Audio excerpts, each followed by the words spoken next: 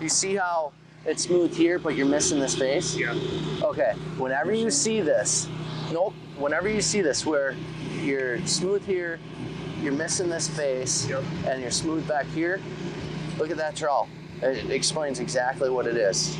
Once again, this is pushing too much down on the back and on the front. So watch this. If I come in here,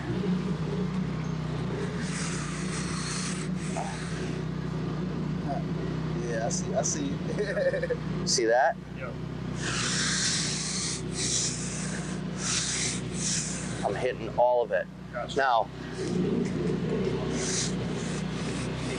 kind of pop this back up. Who's the driver? Right here, I can tell. See it? We're starting to go up. You hit the grass line. Yeah. So just make sure you're constantly, see how I hit all that? Now we're smooth. Yep. Just make sure when you go up, you're keeping that wheel Okay, go ahead. right on that grass, 2 inches, all the way. Then you'll have, as long as it was prepped right, you're gonna have a perfect circle.